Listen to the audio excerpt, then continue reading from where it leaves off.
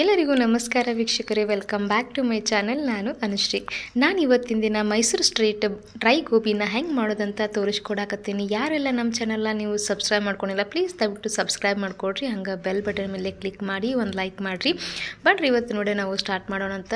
ಮೊದಲೇದಾಗಿ ನಾನಿಲ್ಲಿ ಒಂದು ಚಮಚದಷ್ಟು ನಾನು ಅಲ್ಲ ಬೆಳ್ಳುಳ್ಳಿ ಪೇಸ್ಟನ್ನ ಹಾಕ್ಕೊಳ್ಳಾಕತ್ತೀನಿ. ಒಂದು ಚಮಚದಷ್ಟು ನಾನು ಧನಿಯಾ ಪುಡಿನ ಹಾಕ್ಕೊಳ್ಳಾಕತ್ತೀನಿ, ಅಂದ್ರೆ ಹವೀಜ್ ಪುಡಿ. ಸ್ವಲ್ಪ ತರಿಯಾಗಿ ನಾನು ರುಬ್ಕೊಂಡೇನು ನೋಡ್ರಿ. ಹಂಗೆ ಒಂದು ಚಮಚದಷ್ಟು ನಾನು ಗರಂ ಮಸಾಲೆನ ಹಾಕ್ಕೊಳ್ಳಾಕತ್ತೀನಿ. ಹಂಗೆ ಖಾರಕ್ಕೆ ನಾನು ಒಂದು 2 ಚಮಚದಷ್ಟು ನಾನು ಖಾರದ ಪುಡಿನ ಹಾಕ್ಕೊಳ್ಳಾಕತ್ತೀನಿ ನೋಡ್ರಿ. ನೀವು ಸ್ವಲ್ಪ ಖಾರ ಇಷ್ಟಪಡೋರಾಗಿದ್ದರೆ ಇನ್ನೊಂದು ಸ್ಪೂನ್ ಹಾಕ್ಕೋಬೋದು. ಹಂಗೆ ನಾನಿಲ್ಲಿ ರುಚಿಗೆ ತಕ್ಕಷ್ಟು ನಾನು ಉಪ್ಪನ್ನು ಹಾಕ್ಕೊಳ್ಳಾಕತ್ತೀನಿ. ನೋಡಿದ್ರಲ್ಲ, ಇಷ್ಟು ಹಾಕಿದಾದ್ಮೇಲೆ ನಾನು 1 ಸ್ಪೂನ್ನಷ್ಟು ನಾನು ಕಸೂರಿ ಮೆಂತ್ಯನ ಒಂದು ಸ್ವಲ್ಪ ಸ್ಮ್ಯಾಶ್ ಮಾಡ್ಕೊಂಡು ಹಾಕ್ಕೊಳ್ಳಾಕತ್ತೀನಿ ನೋಡ್ರಿ. ಈ ರೀತಿ ಕಸೂರಿ ಮೆಂತ್ಯ ಹಾಕೋದ್ರಿಂದ ಫ್ಲೇವರ್ ತುಂಬ ಚೆನ್ನಾಗಿ ಬರುತ್ತೆ ನೋಡ್ರಿ. ಇದು ಹಾಕಬೇಕು. ನೀವು ಬೇಡಪ್ಪ ಇಷ್ಟ ಆಗಲ್ಲ ಅಂದರೆ ಸ್ಕಿಪ್ ಮಾಡ್ಕೋಬೋದು, ಏನೂ ತೊಂದರೆ ಇಲ್ಲ. ನೀವು ಚಿಕ್ಕದಾಗಿ ಇದನ್ನು ಕೊತ್ತಂಬರಿ ಸೊಪ್ಪನ್ನ ಹಾಕ್ಬೋದು ಕಟ್ ಮಾಡಿಕೊಂಡು. ಹಾಗೆ ಒಂದು ಅರ್ಧ ಹುಳಿ ಲಿಂಬೆ ರಸ ಹಾಕ್ಕೊಂಡಿನಿ. ಹಾಗೆ ಒಂದು 2 ಚಮಚದಷ್ಟು ನಾನು ಕಡಲೆ ಹಿಟ್ಟು ಹಾಕ್ಕೊಳ್ಳಾಕತ್ತೀನಿ. ಮತ್ತು 2 ಚಮಚದಷ್ಟು ನಾನು ಕಾರ್ನ್ಫ್ಲವರ್ ಹಿಟ್ಟನ್ನ, ಅಂದ್ರೆ ಗೊಂಜಾಳ ಹಿಟ್ಟು ಅಂತೀವಿ ನೋಡ್ರಿ, ಸೊ ಅದು ಹಾಕ್ಕೊಳ್ಳಾಕತ್ತೀನಿ. ಇದು ಹಾಕಿದ ಆದಮೇಲೆ ನಾನು ಸ್ವಲ್ಪ ನೀರು ಹಾಕ್ಕೊಂಡು, ಭಾಳಲ್ಲ ಒಂದು 2 ಸ್ಪೂನ್ನಷ್ಟು ಅಷ್ಟೇ ನೀರು ಹಾಕ್ಕೊಳ್ಳಾಕತ್ತೀನಿ ರೀ. ನಾನು ಇದು ನೀರು ಹಾಕ್ಕೊಂಡ್ಬಿಟ್ಟು ನಾನು ಸ್ವಲ್ಪ ಇದನ್ನು ನಾವು ಮಿಕ್ಸ್ ಮಾಡ್ಕೊಳ್ಬೇಕಾಗತ್ತೆ. ನೀವು ಜಾಸ್ತಿ ನೀರು ಹಾಕ್ಕೊಂಡು ಭಾಳ ತಿಳುವಾಗ ಕಲಿಸ್ಕೊಳಕ್ಕೆ ಹೋಗ್ಬೇಡ್ರಿ, ಯಾಕಂದ್ರೆ ಕೋಟಿಂಗ್ ಸರಿಯಾಗಿ ಅಂಟ್ಕೊಳ್ಳೋಂಗಿಲ್ಲ, ಈ ಗೋಬಿಗೆಲ್ಲ ಅಂಟ್ಕೊಳ್ಳೋಂಗಿಲ್ಲ ಮಸಾಲೆ. ಸೊ ಹಾಗಾಗಿ ಇವಾಗ ನೋಡಿರಿ ಈ ರೀತಿ ಸ್ವಲ್ಪ ಗಟ್ಟಿಯಾಗಿ, ಯಾಕಂದ್ರೆ ಸ್ವಲ್ಪ ಕಲಿಸ್ಕೊಳತ್ತೀನಿ ಅಂದರೆ ಸ್ವಲ್ಪ ಗಂಟೆಲ್ಲನೂ ಇದೇ ಥರ ಹೊಡಿಲಿ ಅಂತಂದು ನಾನು ಸ್ವಲ್ಪ ಕಲಿಸ್ಕೊಳಕತ್ತೀನಿ.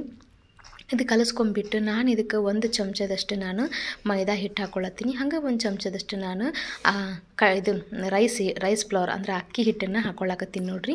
ಯಾಕೆ ಅಕ್ಕಿ ಹಿಟ್ಟು ಅಂತಂದ್ರೆ ಸ್ವಲ್ಪ ಕ್ರಿಸ್ಪಿಯಾಗಿ ಬರುತ್ತೆ. ಹಂಗೆ ನಾನು ಮೈದಾ ಯಾಕೆ ಹಾಕ್ಕೊಳ್ಳತ್ತೀನಿ ಅಂತಾರೆ, ಸ್ವಲ್ಪ ಕೋಟಿಂಗ್ ಚೆನ್ನಾಗಿ ಬರುತ್ತೆ, ಅಂಟ್ಕೊಳ್ಳುತ್ತೆ ಮಸಾಲೆ ಪೂರ್ತಿ ಗೋಬಿಗೆಲ್ಲನೂ ಅಂಟ್ಕೊಳ್ಳುತ್ತೆ ಅನ್ನೋ ಕಾರಣಕ್ಕಾಗಿ ನಾನು ಇದನ್ನು ಪೂರ್ತಿ ನಾನು ಚೆನ್ನಾಗಿ ಸ್ಮ್ಯಾಶ್ ಮಾಡತ್ತೀನಿ ನೋಡ್ರಿ.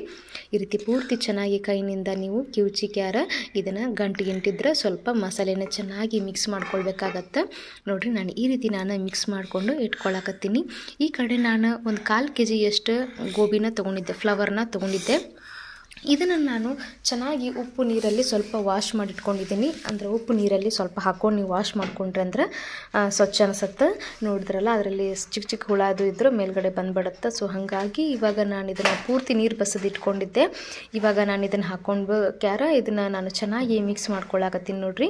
ಈ ರೀತಿ ಚೆನ್ನಾಗಿ ಮಸಾಲೆ ಪೂರ್ತಿ ಎಲ್ಲದಕ್ಕೂ ಅಂಟ್ಕೊಳ್ಬೇಕು ನೋಡ್ರಿ. ಅಲ್ಲಿವರೆಗೂ ನೀವು ಒಂದು 2-3 ನಿಮಿಷ ನೀವು ಚೆನ್ನಾಗಿ ಮಿಕ್ಸ್ ಮಾಡಿದಿರ ಅಂತಂದ್ರೆ ಅದು ಕೋಟಿಂಗ್ ಕರೆಕ್ಟಾಗಿ ಬಂತಂದ್ರೆ ತುಂಬ ಚೆನ್ನಾಗಿ ಬರುತ್ತೆ.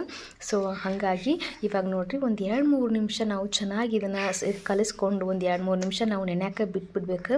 ಅಂದರೆ ಇದು ಉಪ್ಪು ಖಾರ ಎಲ್ಲನೂ ಕರಗಿ ಚೆನ್ನಾಗಿ ಅದರಲ್ಲಿ ಹೀರ್ಕೊಳ್ಳುತ್ತೆ. ಸೊ ಹಾಗಾಗಿ ಈ ರೀತಿ ಮನೇಲೆ ನೀವು ಡ್ರೈ ಗೋಬಿನ ಮಾಡ್ಕೋಬೋದು. ಮಕ್ಕಳಿಗೂ ತುಂಬ ಇಷ್ಟ ಆಗುತ್ತೆ ಈವ್ನಿಂಗ್ ಸ್ನ್ಯಾಕ್ಸ್ ಆಗಿ.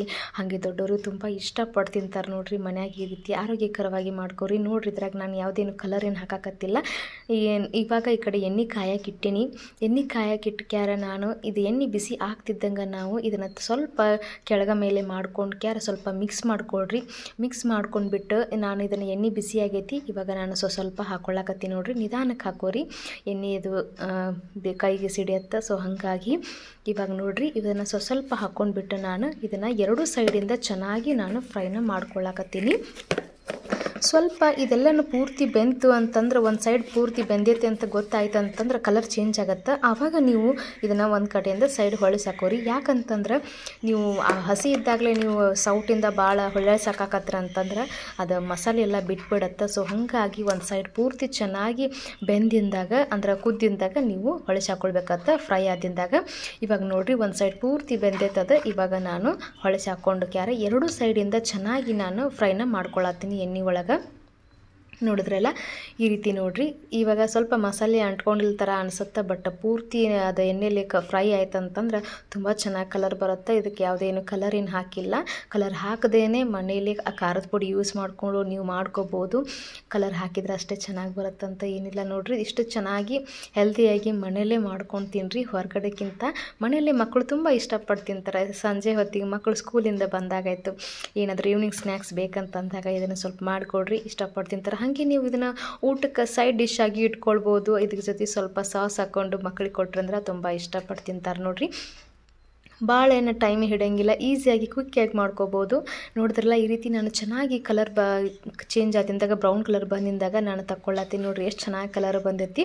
ಸೊ ನೋಡಿದ್ರಲ್ಲ ಈ ರೀತಿ ನಾನು ಇದನ್ನು ಕರ್ಕೊಂಡು ಇಟ್ಕೊಳ್ಳಾಕತ್ತೀನಿ. ಹಾಗೆ ಇನ್ನೂ ಸ್ವಲ್ಪ ಉಳಿದಿದ್ದನ್ನು ಕೂಡ ಅದನ್ನು ಹಾಕ್ಕೊಂಡ್ಬಿಟ್ಟು ಅದನ್ನು ಕೂಡ ನಾನು ಎರಡು ಸೈಡಿಂದ ಚೆನ್ನಾಗಿ ಫ್ರೈ ಮಾಡಿಕೊಂಡು ಗೋಲ್ಡನ್ ಬ್ರೌನ್ ಬರೋವರೆಗೂ ನಾನು ಚೆನ್ನಾಗಿ ಫ್ರೈ ಮಾಡಿಕೊಂಡು ತಕ್ಕೊಂಡು ಇಟ್ಕೊಳ್ಳಾಕತ್ತೀನಿ. ಸ್ವಲ್ಪ ಒಂದು ಪ್ಲೇಟಿಗೆ ಟಿಶ್ಯೂ ಪೇಪರ್ ಹಾಕ್ಕೊಂಡ್ಬಿಟ್ಟು ಇದನ್ನು ತಗೊಂಡ್ಬಿಟ್ಟು ಅಂದರೆ ಎಣ್ಣೆನೆಲ್ಲನೂ ಅದು ಹೀರ್ಕೊಂಡು ಬಿಡುತ್ತೆ. ನೋಡಿರಿ ಇವಾಗ ಚೆನ್ನಾಗಿ ನಾನು ಕರೆದಿಟ್ಕೊಂಡು ತಗೊಂಡ್ಬಿಟ್ಟಿನಿ.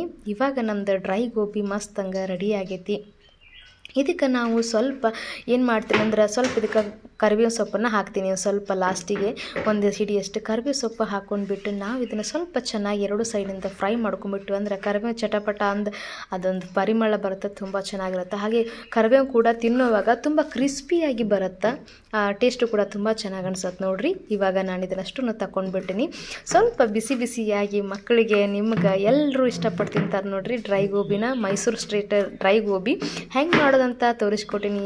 ಇದನ್ನು ನೀವು ಒಂದು ಸಲ ಮನ್ಯಾಗ ಮಾಡಿರಿ. ಸ್ವಲ್ಪ ಮೇಲ್ಗಡೆ ಕೊತ್ತಂಬರಿ ಹಾಕ್ಕೊಂಡು ಸಾಸ್ ಹಾಕ್ಕೊಂಡು ತಿಂದುಬಿಟ್ರಿ ಅಂತಂದ್ರೆ ಮಸ್ತ್ ಅನ್ಸುತ್ತೆ. ನೋಡಿರಿ ಸಂಜೆ ಹೊತ್ತಂದ್ರು ಮಸ್ತ್ ಅನ್ಸುತ್ತೆ. ಈ ಚಳಿಗಾಲದಾಗ ಬಿಸಿ ಇದೇನಾದ್ರು ಬೇಕನ್ಸಿದ್ರೆ ಇದನ್ನು ಒಂದು ಸಲ ಮಾಡಿರಿ.